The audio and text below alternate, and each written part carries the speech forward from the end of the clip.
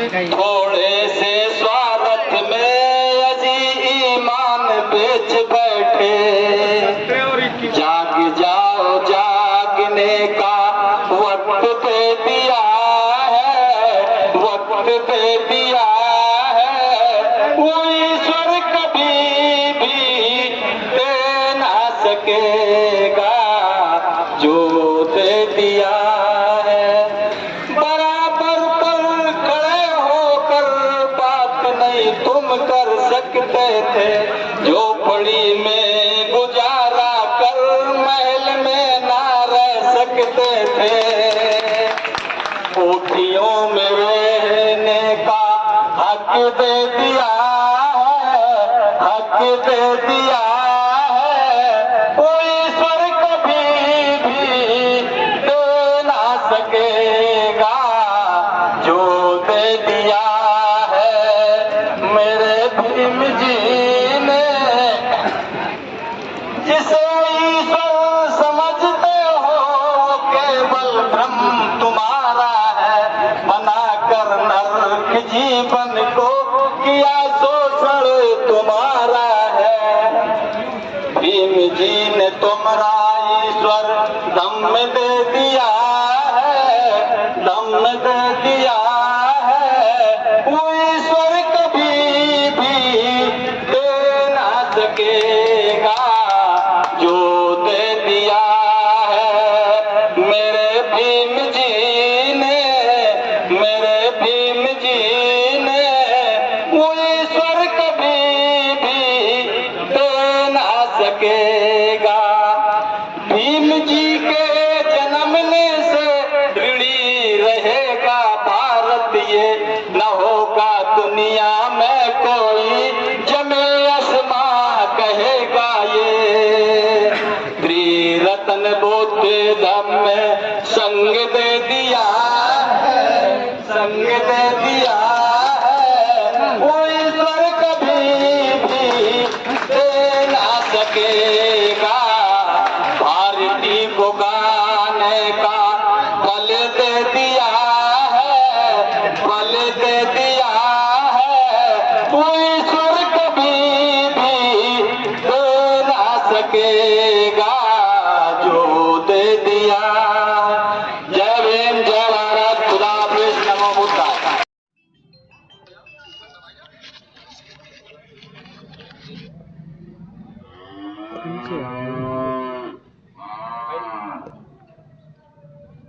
आइए हमारे साथ बात करने के लिए आपका सुनना प्रबल प्रताप सिंह प्रबल प्रताप सिंह जी हैं।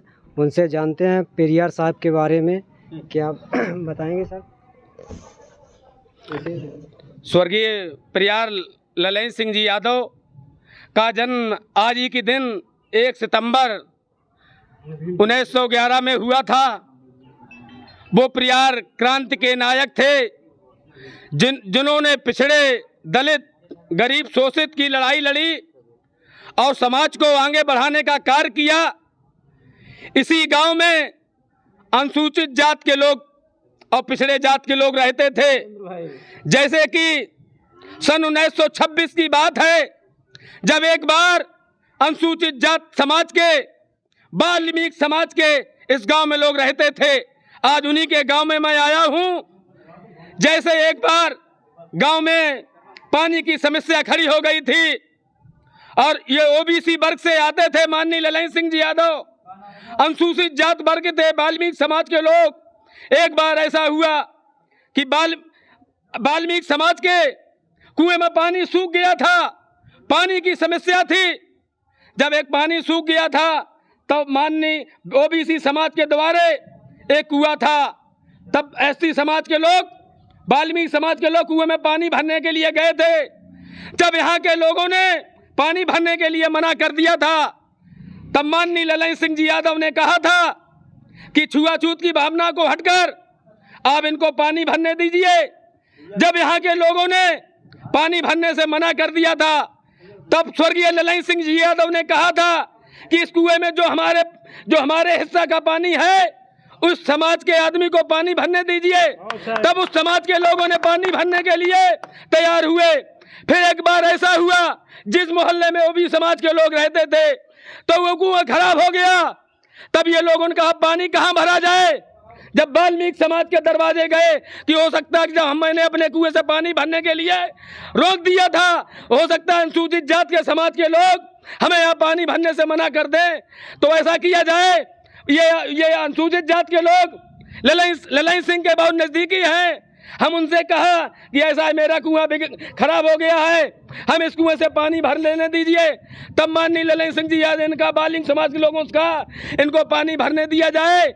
तब उनको ललन सिंह जी ने पानी भरने के लिए कहा वाल्मीकि समाज के लोगों से। तब बैकवर्ड समाज के लोगों ने उस कुएं से पानी भरा और पिया। और ये सर समाज के मसीहा रहे हैं। इनने दलितों और सर समाज, एक बार ऐसा हुआ कि ये हिंदू धर्म को छोड़कर बौद्ध धर्म उनने अपनाया, क्योंकि जब जाति व्यवस्था थी, जाति व्यवस्था में लोगों में भेदभाव ज्यादा था। और इसके बाद में 1926 में सबसे पहले इनने फॉरेस्ट बनगांव की नौकरी मध्य प्रदेश में प्राप्त की थी। इसके बाद में उस नौकरी से इस्तीफा दे दिया, तो एक पुलिस होम नाम किताब की रचना की। धीरे धीरे संघर्ष जारी रहा। इसके बाद एक मिलिट्री आर्मी फौज में नौकरी की।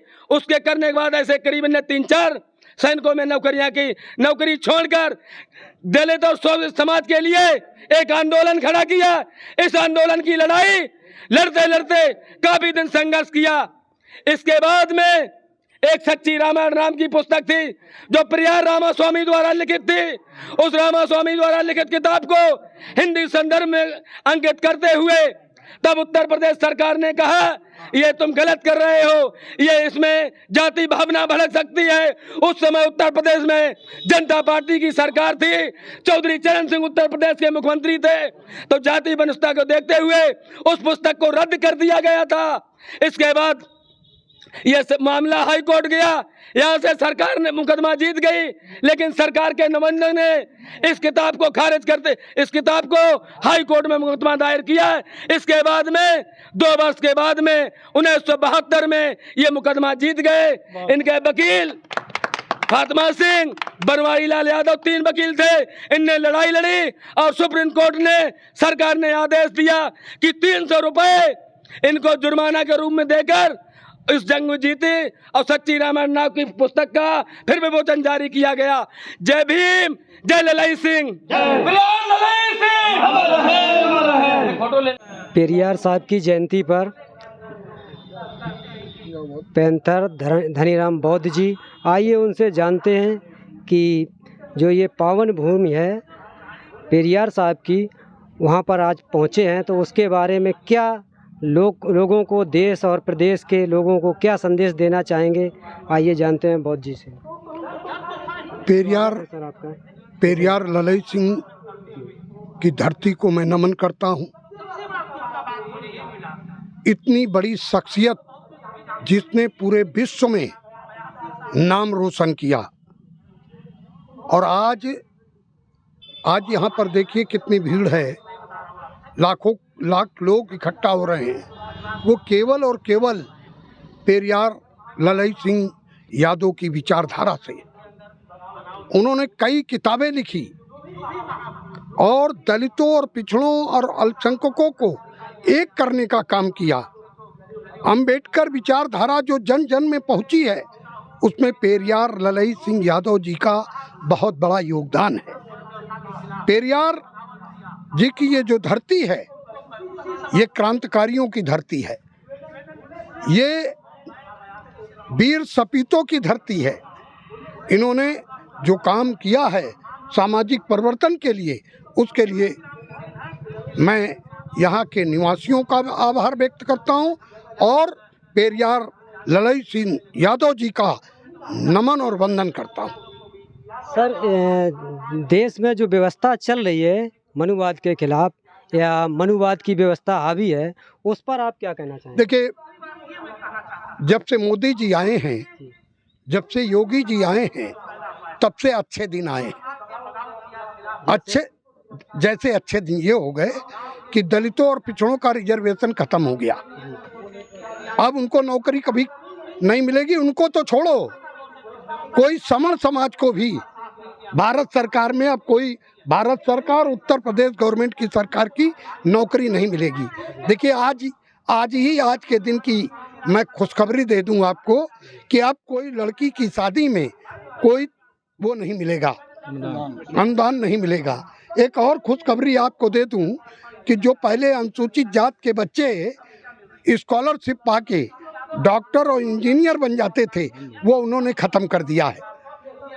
ये केवल ये नहीं ख़त्म कर रहे हैं, ये आने वाले दिनों में ये देश खत्म कर देंगे। अगर यहाँ का दलित और पिछड़ा और अल्पसंख्यक नहीं जागा तो भारत के संविधान को खत्म करके ये मनु के संविधान लागू कर देंगे, ये मैं विश्वास दिला रहा हूँ। सर, जैसा आपने कहा दलित और उसकी बात की है, दलितों का संविधान खत्म कर देंगे, दलितों के अधिकार, हाँ भारत का संविधान खत्म कर देंगे और दलितों का उत्पीड़न होना शुरू हो जाएगा।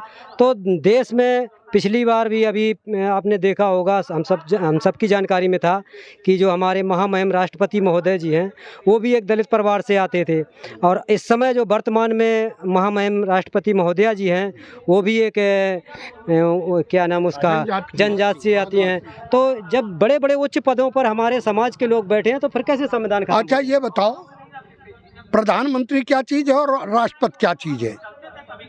प्रधानमंत्री भी तो ओबीसी समाज से आते हैं। अरे मेरी बात सुनो ना, बहुत से ऐसे उल्लू ओबीसी एससी एसटी के लोग हैं जो, जैसे पिछड़ों का रिजर्वेशन की बात आई थी तो बहुत से लोग पिछड़ों में ही आत्महत्या की बात कर रहे थे।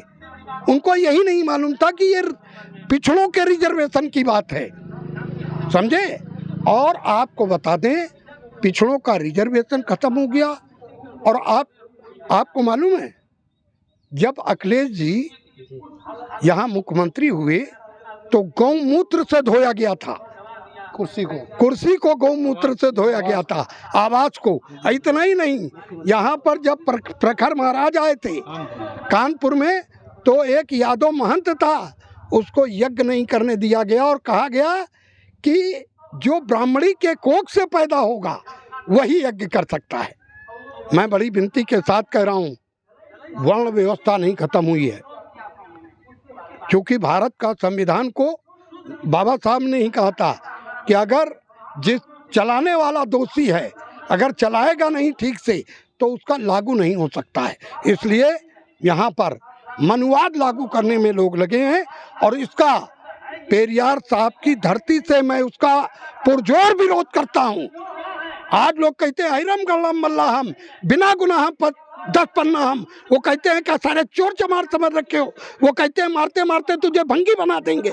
नाई की मेहरिया को कहते हैं कि हमारी नाई की मेहरिया, और अपनी भौजाई कहते हैं चाहे बिटिया लागे, चाहे लड़की लागे, चाहे दादी लागे, कहा था नौन भौजी। ये शूद्र समाज के साथ, दलितों के साथ, अल्पसंख्यकों के साथ ये सरकार जुल्म कर रही है। सर, एक सवाल और आपसे बनता है कि जैसा ये अभी जो कार्यक्रम चल रहा है तो इसमें मनुवाद के खिलाफ और आपके कहना जो भी मनुवाद व्यवस्था है उसके खिलाफ चल रहा है, लोगों को जागरूक करने का।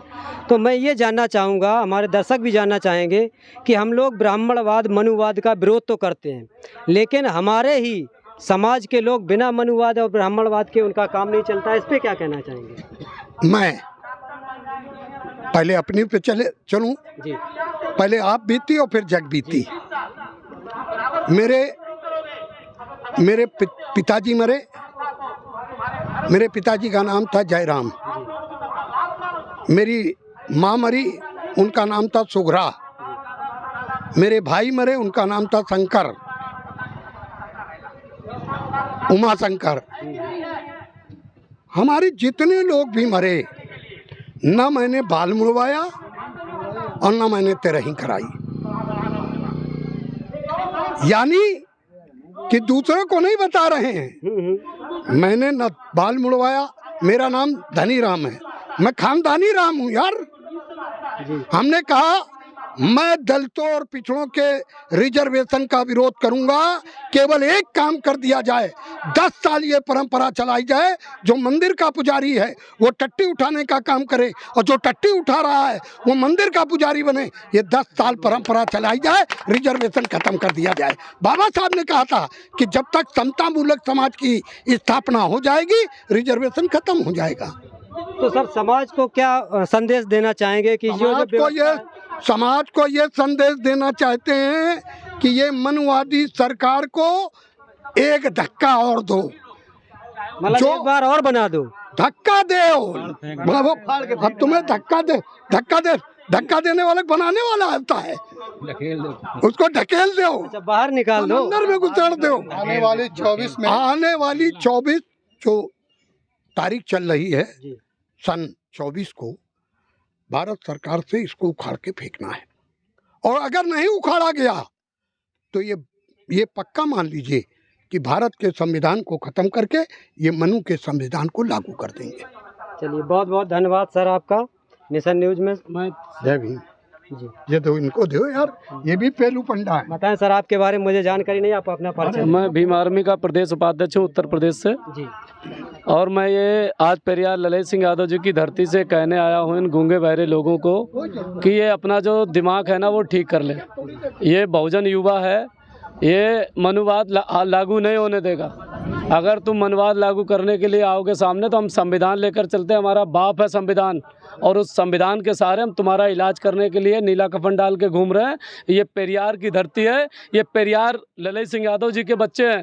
अगर भारत के बहुजनों पर आँच आई तो इन गूंगे बहरे लोगों का इलाज ऐसा करेंगे कि इनको समझ में आ जाएगा। राजस्थान के अंदर पानी पीने को लेकर हत्या कर दी जाती है इस देश के अंदर, और ये कहते हैं हम सर्व समाज की बात करते हैं। हम इन गद्दारों से कहना चाहते हैं कि तुम होश में आ जाओ, नहीं तो बहुत जल्द बहुजन समाज तुम्हें होश में कर देगा।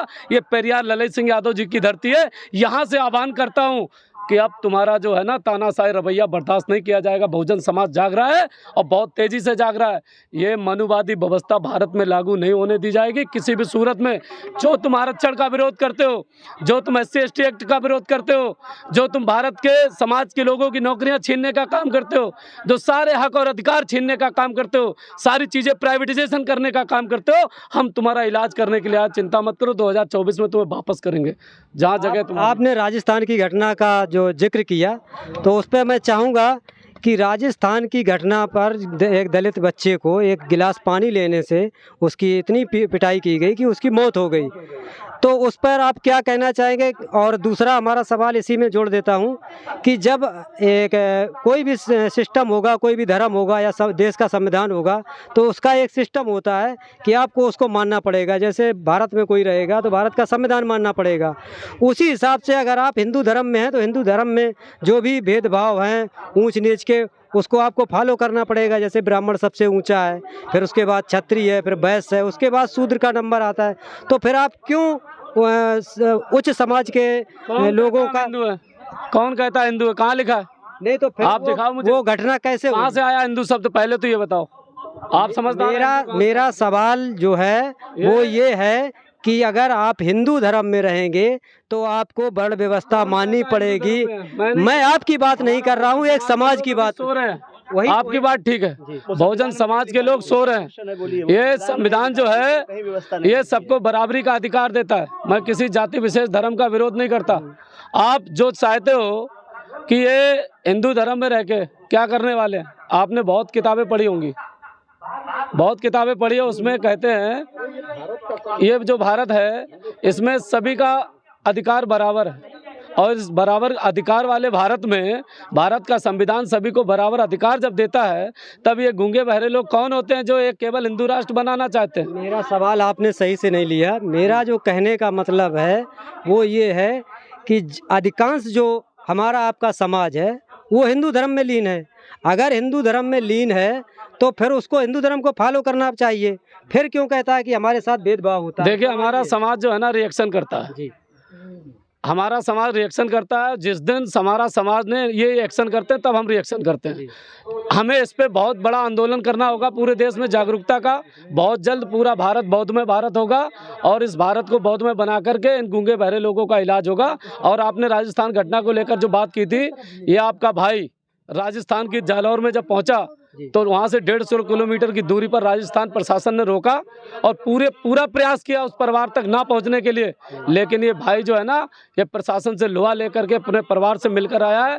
और वहाँ पर जो गतिविधियाँ पैदा हैं, वहाँ आरएसएस और करड़ी सेना के लोग जिस प्रकार का षड्यंत्र कर रहे हैं, वो षड्यंत्र उनका कामयाब होने नहीं दिया जाएगा। वहाँ के एसपी को, वहाँ के डीएम से मिलकर के उस जो अपराधी है ना, उसको बहुत जल्द फास्ट ट्रैक कोर्ट में मुकदमा चलने की मांग कही है। और मुकदमा चलेगा, उसको बहुत जल्द फांसी होगी और या फिर उसको आजीवन कारावास की सजा मिलेगी।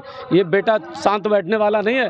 ऐसी कोई दूसरी और घटना, इंदर मेघवाल जैसी दूसरी घटना देश में ना हो, इसलिए हमें बोलना पड़ेगा। हमारे समाज के लोग गूंगे बहरे अगर आज बने रहे, अगर भारत का संविधान खत्म होता है साहब, तो भारत की आने वाली पीढ़ियां गूंगी हो जाएंगी। इस बात को हमें समझना होगा, इसके लिए आंदोलन करना होगा। जी चलिए, बहुत बहुत धन्यवाद सर। नहीं करेगा, चलो घोषी के यहाँ नहीं करेगा, घोषी उसके यहाँ नहीं करेगा, तो आपकी तय सिस्टम नहीं बनेगी। और जब नहीं बनेगी तो यहाँ का यादव, हमारे यहाँ के यादव विधान नहीं पाएगा कि यादव राजनीति में आता है। साथियों, क्या था, यहाँ साथ बैठे हुए हैं आदरणीय डॉक्टर साहब, उनके पिता आदरणीय रामादास जी मास्टर साहब ने आवाज में लड़ी थी। तब 1971 को कहा गया था, जो और रामायण है तो काल्पनिक है, जो पेरियार ललित सिंह यादव ने रामायण लिखी है वो रामायण ही सच है। वो जो रामायण आप लोग उनके सागरवानी पढ़ते हो, जो पढ़ते हो सुकुमार ढोल पसनारी पढ़ते हो, वो काल्पनिक है। इसे देश की हाई कोर्ट और सुप्रीम कोर्ट ने मांगा और संघर्ष क्यों होगा, और संघर्ष होगा तब संगठन की शक्ति अपने आप आती है। इंद्रो कांड को नहीं हुआ था, जब इंद्रो कांड में 4 जवानों की हत्या की गई थी, वहाँ के नौजवानों का खून खौला था और उन्होंने रास्ते में गिराकर उसका सर काटने का काम किया था। ये संगठन बनाएंगे, ब्राह्मणवादी व्यवस्था के लोगों ने नहीं लेने दी। और जब अनुमति नहीं मिली तो अपनी 5 बीघा जमीन को इन्होंने इसमें कार्यक्रम कराने का काम किया है। ये इनकी पेरियार ललित सिंह यादव के पुतलों को तोड़ने का काम कर रहे हैं। उनके औकात उनके संविधान के सामने छाती अड़ाने की नहीं है। साथियों में कहना इसमें जाने का काम करेगा, जो जाग रहा है वही जगाएगा। उन यादव बरादरी लोगों से कहना चाहता हूँ कि जो जगह हो, कभी तुम सुबह रात में कह पाओगे कि 3 बजे तुम्हारी ट्रेन है, और जो तुम सोते हो तो तुम्हें पता नहीं कि हम सो रहे हैं, तो तुम कैसे मुझे जगा करके बताओगे कि भैया उठो 3 बजे तुम आओगे? क्या प्रोफेसर रतनलाल को सुन पाओगे? नहीं सुन पाओगे। साथियों, ऐसे ही डटे रहना। जब लक्ष्मण यादव यहाँ से जाए तो कहें कानपुर देहात की धरती राम स्वरूप वर्मा जी की धरती है, कानपुर देहात की धरती पेरियार ललित सिंह यादव की धरती है। तो तुम्हें विश्वास होना चाहिए ये धरती जनता उनको देख महापुरुष के नाम पर पूजने का काम करना है। लेकिन बड़ा दुर्भाग्य है कि अगर भगवान नहीं बनाएंगे तो तुम दूसरे भगवान के घर में जरूर हो जाओगे, तुम उनकी पूजा में जरूर लीन हो जाओगे, तो अपने आप को नहीं हो पाओगे। साथियों, उनकी विचारधारा जीवन। हमारे साथ डॉक्टर संतोष जी हैं। आइए जानते हैं कि वो क्या कहना चाहते हैं आज पेरियार साहब के जन्म दिवस पर। जी सर। मैं डॉक्टर संतोष यादव, भूतपूर्व सैनिक, प्रवक्ता नागरिक शास्त्र। मेरा तात्पर्य यह है, जो आपने क्वेश्चन किया था कि हिंदुस्तान में है, आज हिंदुस्तान में है। हिंदू शब्द और हिंदुस्तान का संविधान में कोई वर्णन ही नहीं है। यूनियन, भारत एक यूनियन, सभी देशों सभी राज्यों का एक यूनियन होगा। हिंदुस्तान है ही नहीं। हिंदुस्तान ये सवर्ण लोग बनाए हुए हैं, चंद मुट्ठी भर लोग बनाए हुए हैं, जबकि हम एक बड़ी तादाद में लोग हैं और बस उनके जरा मुट्ठी भर लोगों के पीछे चल रहे हैं, उनका अनुसरण कर रहे हैं। हमारे यहाँ लोकसभा में बैठते हैं 87 SC बैठे हुए, अनुसूचित जात के सांसद बैठे हुए, और 42 ST अनुसूचित जनजाति के सांसद बैठे हैं। वो SC और ST के लिए आवाज़ नहीं उठाते हैं। OBC तो सोया हुआ है, बटा हुआ है। इनको एक होने की ज़रूरत है। बाबा जी ने कहा था संविधान में कि संगठित रहो, एक रहो, आगे बढ़ो, संघर्ष करो, तभी कुछ कर पाओगे। अपने लोगों को जागरूक करो, तभी आपके हाथों में सत्ता आएगी। और सत्ता बहुत दिन दूर नहीं है जिस दिन सत्ता आने वाली नहीं, वो बिल्कुल समय आ चुका है। 24 में, जैसा कि सर ने बताया, 2024 में एक बड़ा आह्वान हो चुका है, जिससे बिहार की सरकार में जो बदलाव है वो उत्तर प्रदेश से लेकर बिहार, उत्तर प्रदेश और उत्तर पूरा पश्चिम सब जगह बदल चुका है। केजरीवाल और उधर साउथ से ममता बनर्जी सभी ने घेर चुके, अब 24 में आह्वान हो चुका है, सरकार बदलेगी। जैसा कि आपने कहा बिहार में बदलाव हुआ, उत्तर प्रदेश में भी होगा, अन्य भी राज्यों में होगा। उत्तर प्रदेश में पूर्ण बहुमत की सरकार है, यहाँ कैसे हो सकता है? पूर्ण बहुमत की सरकार है, यहाँ तो बेईमान बैठे हुए हैं, तानाशाही है, जो बोलता है उस पर देशद्रोह लगा देते हैं। हम लोगों में एकता नहीं है, संगठन बहुत सारे ओबीसी एसटी एससी है, कोई खुल के नहीं आता। उनकी सहयोग कीजिए, साथ चलिए, तब कुछ हो पाए। यहाँ पे तानाशाही है, जैसे जापान में हिटलर और इटली में मुसोलिनी की तानाशाही थी, उसी तरह यहाँ उत्तर प्रदेश में योगी की और सेंटर में मोदी जी की तानाशाही। किसी को बोलने नहीं दे रहे हैं और देशद्रोह लगा देते हैं, ईडी छापा डलवा देते हैं, IT रेड डलवा देते हैं। इस तरह से है तो एक होने की ज़रूरत है। आगे आओ, सब मिलके काम करो, तभी ये मनुवादी सरकारों को उखाड़ फेंक पाओगे। वो निष्पक्ष आदमी होगा, उस पर कैसे ED CD कुछ नहीं काम करेगी? कुछ ना कुछ तो कालाबाजारी की होगी, तभी तो ED CBI काम करेगी। कालाबाजारी है, इन्हीं के द्वारा कराई जाती, सरकारों के द्वारा। अगर वो सपोर्ट में आएंगे, कोई भी लीडर है बड़े लेवल का, आम जनता बहुत कम पहुंच पाती है। जैसे विधायक सांसद हुए, पैसे वालों को टिकट देते हैं संगठन, सारी पार्टियां दल उन्हीं को टिकट देते हैं, और वो पहले से ही कुछ पैसे वाले होते हैं। कोई भी चाहेगा पैसा खर्च करके पैसा कमाना चाहेगा। अगर उनके पक्ष में बोलेंगे तो उनके पक्ष की बात है, वो ईमानदार है। अभी भारतीय जनता पार्टी में कांग्रेस के 40% लीडर गए हुए हैं, वो दूध के धुले हो गए अभी, और जो बाहर निकल गए उन पे अत्याचार, उत्पीड़न, भ्रष्टाचार का केस लगा के उनको बंद किया जा रहा है। चलिए, बहुत बहुत धन्यवाद सर।